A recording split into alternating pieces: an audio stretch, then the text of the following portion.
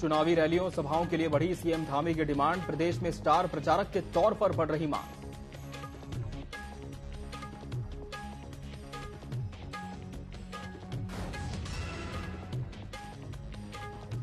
उत्तराखंड के भाजपा नेताओं की दूसरे प्रदेशों में लगाई गई प्रचार ड्यूटी। सीएम धामी की कई प्रदेशों में रैलियां निर्धारित।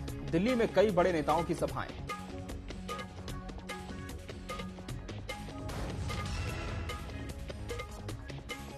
उत्तराखंड वन विकास निगम के अध्यक्ष कैलाश चंद्र गहतोड़ी का निधन। मैक्स अस्पताल में चल रहा था इलाज।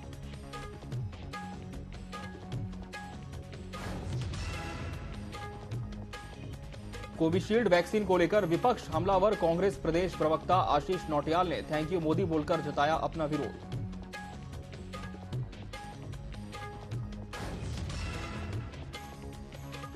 चारधाम यात्रा की तैयारियों में जुटा स्वास्थ्य विभाग। सामने आई डेंगू मलेरिया जैसी चुनौतियां। अलर्ट हुआ स्वास्थ्य महकमा।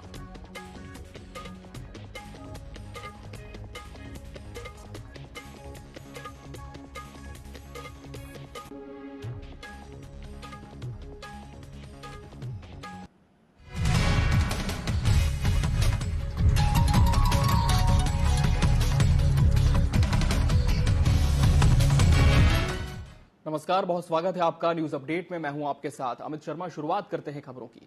भाजपा नेताओं के उत्तराखंड के बाहर दूसरे प्रदेशों में भी चुनाव प्रचार को लेकर ड्यूटी लगाई जा रही है, जिसमें खासतौर पर पड़ोसी प्रदेश हिमाचल में उत्तराखंड के नेताओं के नाम शामिल हैं। साथ ही दिल्ली में भी उत्तराखंड के कई बड़े नेताओं की सभाएं रखी गई हैं। भाजपा प्रदेश महामंत्री खिलेंद्र चौधरी ने जानकारी देते हुए कहा कि सीएम धामी की कई प्रदेशों में रैलियां निर्धारित की गई हैं। भाजपा के कई वरिष्ठ नेताओं की भी दिल्ली लोकसभा चुनाव में ड्यूटी लगाई गई है।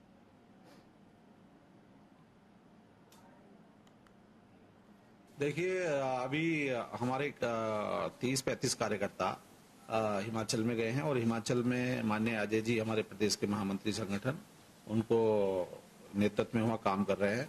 क्योंकि हिमाचल का और उत्तराखंड का कल्चर एक जैसा है, तो हिमाचल में हमारे कार्यकर्ताओं को काम करने में भी आसानी होती है, जल्दी पकड़ भी बना लेते हैं। और हिमाचल की तरफ से डिमांड था, बाकी जो केंद्र की तरफ से आदेश होगा, अभी दिल्ली के लिए कुछ कार्यकर्ता भेजे जा रहे हैं, बाकी अन्य जगह भी स्टेट से अगर कोई डिमांड आएगी तो हम उसको पूरा करेंगे। उत्तराखंड के सीएम पुष्कर सिंह धामी की लगातार चुनाव प्रचार में डिमांड बढ़ती जा रही है। कई प्रदेशों से सीएम धामी के लिए चुनावी रैलियां और सभाओं और रोड शो के लिए बुलावा है। गौरतलब है कि उत्तराखंड सरकार की बड़ी उपलब्धि रही समान नागरिक संहिता कानून और नकल विरोधी कानून के चलते सीएम धामी को कई प्रदेशों में सराहना भी मिली है। इसी वजह से उनके कामों को लेकर आज उनकी मांग हर प्रदेश में स्टार प्रचारक के तौर पर बढ़ रही है।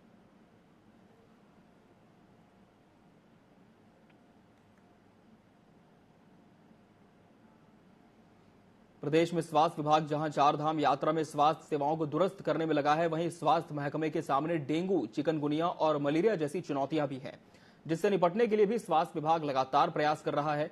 स्वास्थ्य विभाग ने इसके लिए एमओयू जारी करते हुए सभी जिलों के जिलाधिकारी, सीएमओ और नगर पालिकाओं के साथ ही नगर निगमों को भी निर्देशित कर दिया है। स्वास्थ्य सचिव ने बीमारियों से लड़ने में जन सहभागिता को जरूरी बताया है।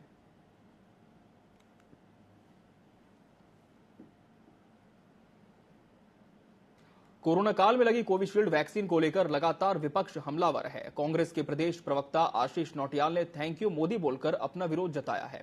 उन्होंने कहा कि मोदी जी का जो नारा लगा था उसे दोबारा दोहराया जाना चाहिए और फिर एक बार बोर्ड लगाने चाहिए। थैंक यू मोदी, अपने देश के अंदर जो है इस तरह से इंजेक्शन लगाने का काम किया और जिन्होंने आपको वोट दिए उनको मरवाने का आपने काम किया।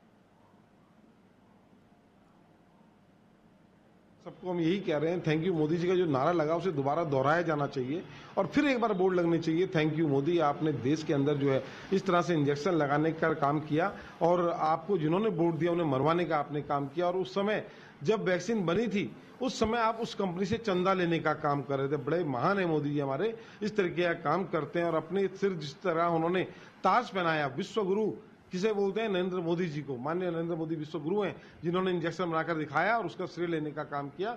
आज पूरा देश देख रहा है कि हमारी पूरे हर विदेश में हर जगह हमारे लिए लोग बोल रहे हैं कि बताइए, भारत के विश्व गुरु जो हैं इस तरह की वैक्सीन बनाते हैं, इससे लोग मर रहे हैं और हमारे ऊपर केस करने का काम कर रहे हैं। आज पूरा देश और पूरा देश भी और विदेश भी सब हमें कोस रहे हैं कि हमने किस तरह की वैक्सीन लगाकर लोगों को मारने का काम। सबको हम यही कह रहे हैं। उत्तराखंड में लोकसभा चुनाव में मत प्रतिशत को लेकर राजनीतिक दल मंथन में जुटे हैं। एक और जहां बीजेपी वोटर लिस्ट में कई खामियों को उजागर कर रही है, तो वहीं कांग्रेस ने जनता में बीजेपी के प्रति आक्रोश और नाराजगी की वजह से कम मतदान होना बताया है। बीजेपी के महानगर अध्यक्ष सिद्धार्थ अग्रवाल ने कहा कि वोटर लिस्ट में कई त्रुटियां रही हैं, जिसकी वजह से लोग लिस्ट में अपना नाम ढूंढते नजर आए। कांग्रेस के महानगर अध्यक्ष जसविंदर सिंह गोगी का कहना है कि लोगों में सरकार के प्रति नाराजगी थी। की वोटिंग परसेंटेज ऑल ओवर भी घटा है। कहीं ना कहीं ऐसा लगा है। उसके कई कारण निकलकर अलग अलग कारण आ रहे हैं, क्योंकि देखिए जो मतदाता है, क्योंकि जागरूकता इतना बड़ा अभियान चलाया गया, लेकिन उसके बावजूद भी जो टर्नअप आया वो थोड़ा कम आया, जो अपेक्षित था उससे कम आया। स्मार्ट सिटी मात्र जितनी सड़क नहीं है उतने खड्डे हैं। फिर ऊपर से जो भाजपा का जो कथन था बेटी बचाओ बेटी पढ़ाओ, उसमें जो अंकिता भंडारी को न्याय नहीं मिल पाया और भी बड़े सारे इश्यूज हैं। इन सभी चीजों को क्लब करके जो लोगों ने मतदान नहीं किया, और कांग्रेस के लोगों ने, हमने तो प्रयास किया ही, और हम चाहते हैं कि जितना मत प्रतिशत बढ़े उतना अच्छा है लोकतंत्र के लिए। उत्तराखंड में लोकसभा चुनाव 19 अप्रैल को आपको बता दें संपन्न हो चुके हैं और पहले चरण में ही 5 सीटों पर वोट डाले गए। तमाम राजनीतिक पार्टियां उत्तराखंड की 5 लोकसभा सीट अब जीतने का दावा कर रही है। दूसरी ओर कांग्रेस ने एक बार फिर ईवीएम की सुरक्षा को लेकर सवाल उठाने शुरू कर दिए हैं, जिसे लेकर भाजपा प्रदेश प्रवक्ता सुरेश जोशी का बयान सामने आया है। सुरेश जोशी ने कहा कि कांग्रेस उत्तराखंड की 5 लोकसभा सीटों को हार रही है, जिसकी वजह से वो हार के कारणों पर बहाने ढूंढ रही है। सुरक्षाकर्मी जो भारत सरकार के या उत्तराखंड सरकार के सुरक्षा बल हैं, अब उन पे उंगली उठा रहे हैं। भाई जब स्ट्रांग रूम के अंदर पेटियां रखी जाती हैं, बैलेट रखा जाता है, तो सारे सील हो जाते हैं, और उसकी जो सील खुलती है, जिस दिन काउंटिंग होगी उस दिन सील खुलेगी, और उसकी पहरेदारी के लिए जो सुरक्षा बल वहां पे काम कर रहे हैं उन पर ही प्रश्न चिन्ह खड़ा करना, ये मुझे लगता है कि कांग्रेस की बौखलाहट और हार का एक सबसे बड़ा सबूत और सबसे बड़ा कारण है, और इसके अतिरिक्त तो कुछ नहीं है। ये सिर्फ बौखलाहट है और झुंझलाहट है। उत्तराखंड वन विकास निगम के अध्यक्ष कैलाश चंद्र गहतोड़ी का निधन हो गया है। दिवंगत कैलाश गहतोड़ी पिछले काफी समय से कैंसर से ग्रस्त थे, जिसका लगातार इलाज जारी था। पिछले कुछ समय पहले उन्हें एयरलिफ्ट कर देहरादून लाया गया था। मैक्स अस्पताल में उनका इलाज चल रहा था। इन दिनों कैलाश गहतोड़ी देहरादून यमुना कॉलोनी स्थित अपने सरकारी आवास में थे, जहां आज सुबह उन्होंने अंतिम सांस ली। कैलाश गहतोड़ी मूल रूप से चंपावत के निवासी थे।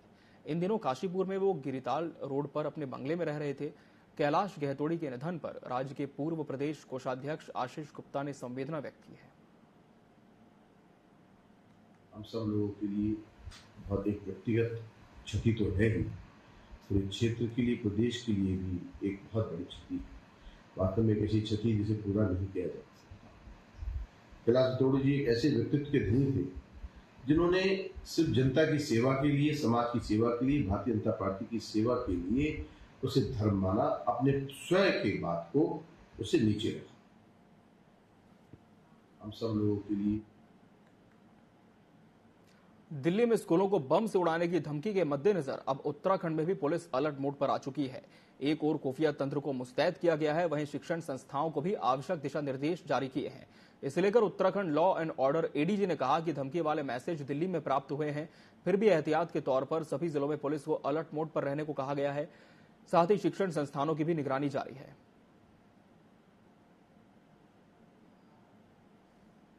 उत्तराखंड के रिलेटेड कोई स्पेसिफिक रिपोर्ट नहीं है इस तरह के, लेकिन चूंकि दिल्ली में इस तरह की एक ईमेल के माध्यम से थ्रेटनिंग मैसेज आए थे, तो उसको देखते हुए हमने तमाम जिलों को अलर्ट कर दिया था। हमारी तरफ से निर्देशित किया गया था जितने भी हमारे इम्पोर्टेंट एजुकेशनल इंस्टीट्यूशंस हैं, बच्चे जहाँ पढ़ते हैं, बड़ी संख्या में जहाँ बच्चे जाते हैं, तो उन पर विशेष निगरानी करने के लिए पुलिस को बताया गया है, स्थानीय पुलिस को, और इस संबंध में कार्रवाई की जाए। उत्तराखंड ऋषिकेश की बात करेंगे, जहां गंगा में नहाने के दौरान एक युवक डूब गया। मामला लक्ष्मण झूला थाना क्षेत्र के अंतर्गत माला कुंठी पुल का बताया जा रहा है। युवक को बचाने के लिए गए युवक के पिता भी गंगा में डूब गए। सूचना मिलते ही पुलिस और एसडीआरएफ की टीम मौके पर पहुंची। फिलहाल एसडीआरएफ के सर्च ऑपरेशन में पिता पुत्र का कुछ पता नहीं चल पाया है। सर्च ऑपरेशन लगातार जारी है।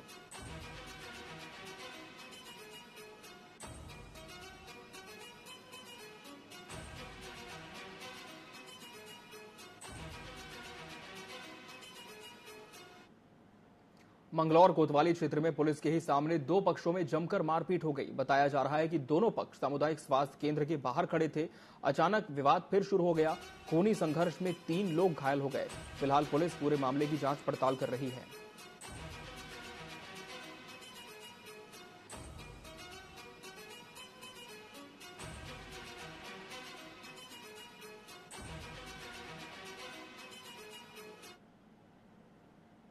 झगड़ा हुआ था, उसी सिलसिले में दोबारा एक झगड़ा नॉलेज में आया था। इसमें जो पक्ष पीड़ित पक्ष है उसकी तरफ से तहरीर लेके मुकदमा पंजीकृत करने का निर्देश दे दिया गया है और उसमें सख्त से सख्त कार्रवाई जो आरोपी हैं उनके खिलाफ की जाएगी।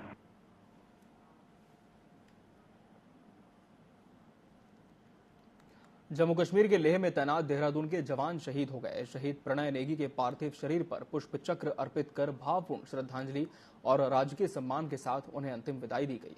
इस दौरान सैनिक कल्याण मंत्री गणेश जोशी ने परिवारजनों के प्रति शोक संवेदनाएं व्यक्त की और राज्य सरकार की तरफ से हर संभव मदद देने का भरोसा दिया। गौरतलब है कि मेजर प्रणय नेगी अपनी पोस्ट पर तैनाती के दौरान उनका स्वास्थ्य बिगड़ गया था। आपको बता दें कि मेजर प्रणय नेगी मसूरी के सेंट जॉर्ज स्कूल में शिक्षा प्राप्त कर चुके थे। उन्हें बेस्ट स्टूडेंट के रूप में राष्ट्रपति ने सम्मानित भी किया था।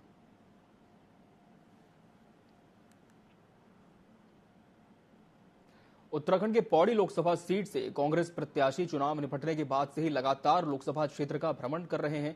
अपने धन्यवाद भ्रमण कार्यक्रम के तहत कांग्रेस प्रत्याशी गणेश गोदियाल शुक्रवार को थराली विधानसभा पहुंचे, जहां देवाल, थराली और नारायण बगड़ बाजार में स्थानीय जनता के साथ ही उन्होंने कांग्रेस कार्यकर्ताओं से मुलाकात की, उनका आभार जताया।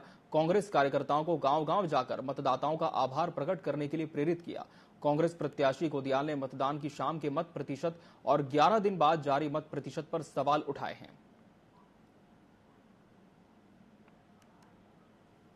जो भी लोगों का निर्णय है वो मत पेटियों में बंद है, ईवीएम मशीनों में बंद है।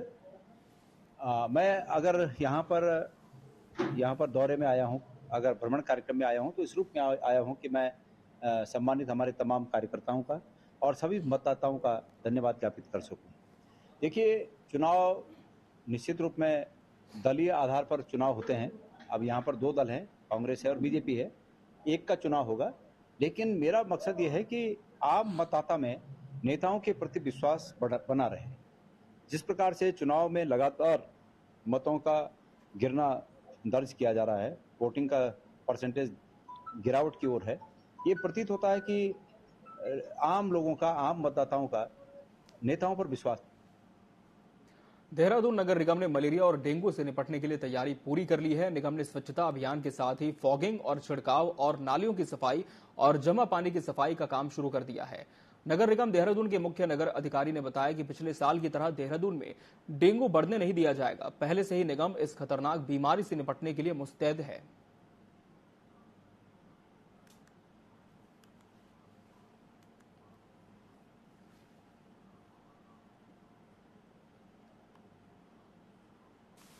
देखिए, इसमें हमारा 15 मार्च से फॉगिंग का काम, लार्विसाइडल छिड़काव का काम, नालियों की सफाई का काम प्रारंभ हो जाता है, जो इस वर्ष भी हमारे द्वारा प्रारंभ कर दिया गया है सभी वार्ड्स में। और इसमें लगातार अभी जागरूकता के लिए हमारे द्वारा पेपर में भी निकाला गया है, आपके माध्यम से भी हम इसमें जागरूकता कर रहे हैं और अन्य माध्यमों से भी इसमें अभी हम जागरूकता का काम प्रारंभ कर रहे हैं, ताकि कोई भी ऐसा स्थान जहाँ पर पानी जमा हो रहा हो वो ना हो और मच्छर ना पनपे। और हमारी तरफ से जो क्यूरेटिव एक्शंस हैं वो भी लिए जा रहे हैं। लक्सर की बात करेंगे, जहां पीएम ग्रामीण सड़क योजना से सुल्तानपुर से बाकरपुर मोटर मार्ग सड़क निर्माण कार्य किया जा रहा है। सड़क का निर्माण 3 करोड़ 56 लाख की लागत से किया जा रहा है। ग्रामीणों ने सड़क में घटिया निर्माण सामग्री की शिकायत की। शिकायत पर जांच करने पहुंची टीम ने जांच रिपोर्ट विभाग को भेजी है। वहीं आपको बता दें, शिकायतकर्ता को ठेकेदार धमकी दे रहे हैं। मामले में एसएसपी हरिद्वार ने जांच के आदेश दिए हैं।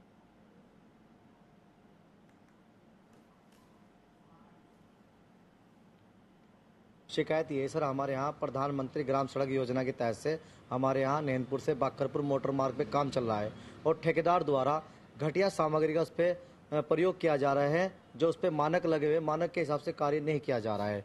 तो इसी को लेकर हमने जब अपने डीएम साहब से शिकायत की तो टीम जांच करने के लिए आई और जांच जो हुई है वो भी गलत पाई गई है। तो उसी के द्वारा फिर हमारे पास ठेकेदार का फोन आता है व्हाट्सएप कॉल पे, और हमें वो धमकी दे रहा है, इधर उधर की बातें बता रहा है, यूपी उत्तराखंड की बातें बता रहा है। तो सर मैंने इसी को लेकर अपने एसएसपी साहब से एक शिकायत पत्र दिया है ताकि इस पूरे निर्माण को रोक लगाई जाए और इसकी पूरी जांच करने के बाद इस पर कार्य किया जाए, और हमें इससे अपनी जान माल का खतरा भी है।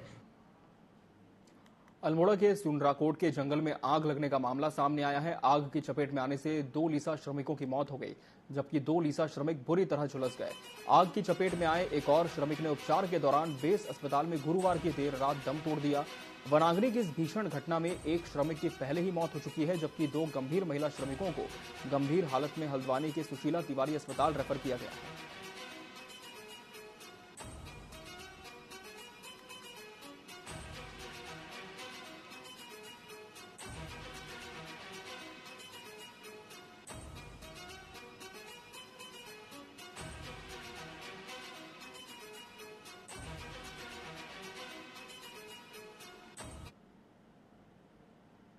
अल्मोड़ा जनपद के हवालबाग ब्लॉक में सुंडराकोट वन पंचायत के अंतर्गत आज एक वनाग्नि की घटना हुई, जिसमें आग बुझाने के चपेट में 4 नेपाली मजदूर आग के इसमें चपेट में आ गए, जिसमें वो काफ़ी बुरी तरीके से झुलस गए। इसमें 2 लोगों की डेथ हो गई है और 2 लोग घायल हैं, जिनको बेस हॉस्पिटल में भर्ती कराई गई है और वो आउट ऑफ डेंजर हैं। डेड बॉडी को पुलिस अपने कस्टडी में लेकर पीएम के लिए भेज दी है और इस पूरी घटना के खिलाफ जो है वन विभाग के द्वारा एक S2 केस भी दर्ज किया गया है और पुलिस के द्वारा भी एक FIR दर्ज की गई है। 10 मई से 4 धाम यात्रा शुरू होने वाली है। यात्रा को लेकर स्वास्थ्य विभाग ने यात्रियों के लिए SOP जारी की है, जिसमें यात्रियों के लिए दी गई गाइडलाइन को पालन करने के लिए कहा गया है। स्वास्थ्य सचिव डॉक्टर R राजेश कुमार ने जानकारी देते हुए कहा कि यात्रियों से अनुरोध किया है कि वो सफर करते समय 2 से 3 घंटे के बाद 10 से 15 मिनट का ब्रेक जरूर लें। साथ ही उन्होंने कहा कि हमने आने वाले यात्रियों को से ये भी अपील की है कि वो अपने साथ मौसम के हिसाब से कपड़े, जरूरी दवाइयां भी साथ में लेकर चलें, जिससे उन्हें यात्रा करने में कोई परेशानी ना हो।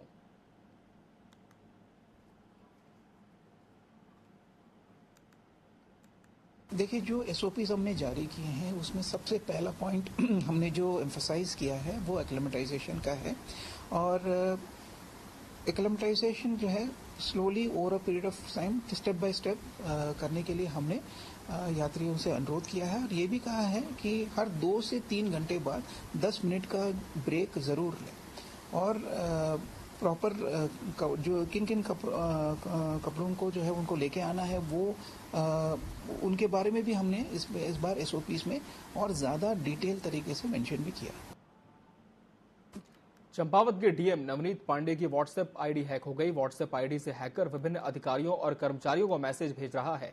हैकर ने व्हाट्सएप आईडी में डीएम की फोटो भी लगाई है। व्हाट्सएप हैक होने की जानकारी डीएम ने खुद जिले के तमाम विभागों के ग्रुप और जिला प्रशासन के ग्रुपों में साझा की। आपको बता दें कि श्रीलंका के किसी हैकर ने उनकी व्हाट्सएप आईडी हैक कर ली है। उन्होंने लोगों से इस पर किसी भी प्रकार की प्रतिक्रिया नहीं देने की अपील की। इसके पहले भी जिला सूचना अधिकारी गिरिजा शंकर जोशी सहित चंपावत जिले के कुछ अफसरों की व्हाट्सएप आईडी हैक हो चुकी है।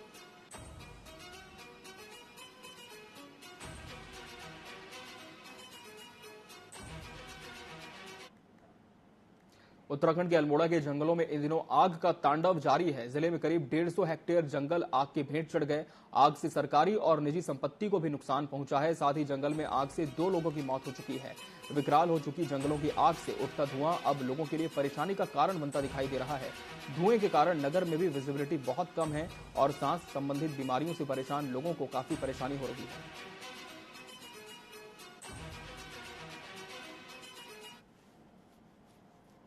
मगर अल्मोड़ा जिले में वास्तव में ये बड़ी दुर्भाग्य का विषय है कि देखिए चारों एक नगर के लगे हुए क्षेत्र जो ग्रामीण क्षेत्र हैं, जंगल हैं, सब बिल्कुल आग से धू करके जल रहे हैं और इसका जो धुआं है और इसका जो वातावरण पूरा वायु प्रदूषण हवा में जो इसका फैल रहा है धुआं, ये कहीं ना कहीं हमारी इस जनता को परेशानी का सामना इसको उठाना पड़ रहा है और ये वास्तव में चिंता का विषय है। इस पर जल्दी से जल्दी काबू पाने की जरूरत है, नहीं तो यहाँ पर को ऐसा ना हो कोई बीमारी का कोई लक्षण बने और ये अधिक से अधिक जंगलों पे किस तरीके से काबू कर सके फॉरेस्ट विभाग, इस पर चिंता करनी चाहिए।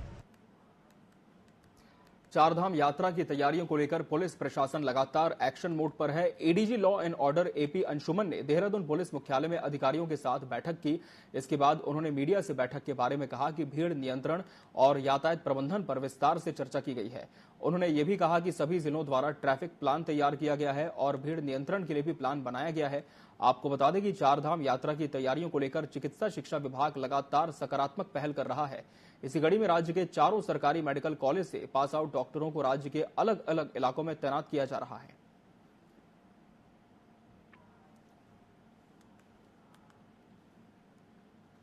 हल्द्वानी से खबर है, जहां हर बार बारिश के दौरान रक्सिया, कलसिया, देवखाड़ी नाले समेत नंधौर नदी कहर बरपाती है। इस बार जिला प्रशासन ने इन संवेदनशील इलाकों को चिन्हित कर बारिश के दौरान जल निकासी का पूरा प्लान तैयार कर लिया है। अवैध मकानों को भी चिन्हित किया गया। सिंचाई विभाग और राजस्व विभाग की टीम इन इलाकों की विस्तृत रिपोर्ट तैयार कर डीएम को सौंपेगी। आपको बता दें कि पिछली बार मानसून सीजन में ये नाले उफान पर थे, जिसके कारण नाले के किनारे रहने वाली घनी आबादी को विस्थापित करना पड़ा था।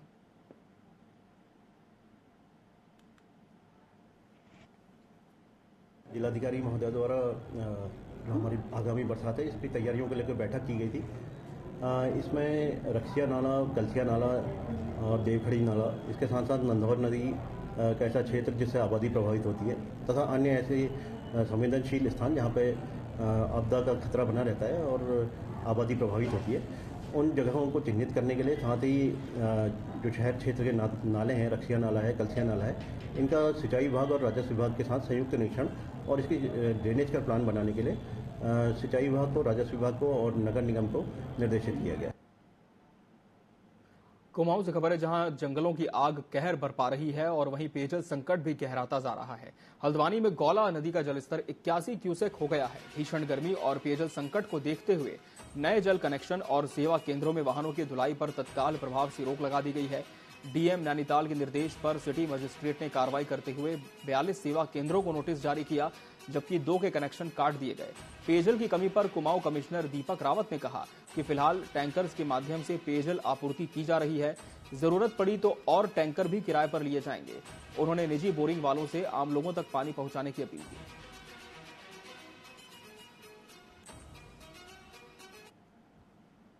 जिनके पास प्राइवेट बोरिंग्स हैं वो अनिवार्य रूप से अपना पानी उनको वैसे भी शेयर करना होता है, पब्लिक से शेयर करेंगे। जहां पे नहीं है वहां सेपरेट लाइन पब्लिक के लिए वो लोग डालेंगे। कुछ ऐसी भी शिकायतें आ रही हैं मुझे पहाड़ी इलाकों से, जहां पे कोई प्राइवेट बिल्डर हों या रिसोर्ट वाले हों या कोई और आदमी हो जो जहां पे स्रोत है या धारा है उसके ऊपर के हिस्से में सीधे मोटर लगा दे रहे हैं और पानी खींच दे रहे हैं। परसों बल्दिया खान से शिकायत मुझे आई थी। इनके विरुद्ध भी कार्रवाई की जाए और इनको रोका जाए। क्षेत्र में विधानसभा उपचुनाव को लेकर सरगर्मियां बढ़नी शुरू हो गई हैं। भाजपा की ओर से चुनाव प्रभारी नियुक्त कर दिए गए हैं। जानकारों का कहना है कि जल्द ही मंगलौर विधानसभा उपचुनाव की घोषणा की जा सकती है। एक और जहां पार्टी ने बद्रीनाथ और मंगलौर विधानसभा में उपचुनाव का प्रभारी बना दिए हैं, वहीं कांग्रेस के वरिष्ठ नेता उपचुनाव को अपने समय पर हो जाने की बात कह रहे हैं। उन्होंने बीजेपी पर कटाक्ष करते हुए कहा कि जिस प्रकार से बद्रीनाथ से राजेंद्र भंडारी को डरा धमकाकर और लालच देकर भाजपा में शामिल किया है, उससे जनता में काफी आक्रोश है। हो जाएगा, 6 महीने के अंदर चुनाव का समय होता है। दोनों जगह चुनाव होगा, दोनों जगह कांग्रेस भारी मतों से जीतेगी। मंगलौर का चुनाव भी जीतेगी और बद्रीनाथ में तो आप देखिए जनता के अंदर जो गुस्सा है, जिस प्रकार से राजेंद्र भंडारी को ले गए, चाहे डरा के ले गए, चाहे धमका के ले गए, चाहे लालच देकर के ले गए, जिस तरह से भी ले गए, राजेंद्र भंडारी चुनाव का प्रचार नहीं कर पाए पार्लियामेंट के चुनाव में। इतना गुस्सा वहां की जनता में है। दोनों जगह कांग्रेस भारी मतों से जीतेगी और भारतीय जनता पार्टी को हार का मुंह देखना पड़ेगा। इसके साथ न्यूज अपडेट में फिलहाल इतना ही। मुझे और मेरी टीम को दीजिए इजाजत। नमस्कार।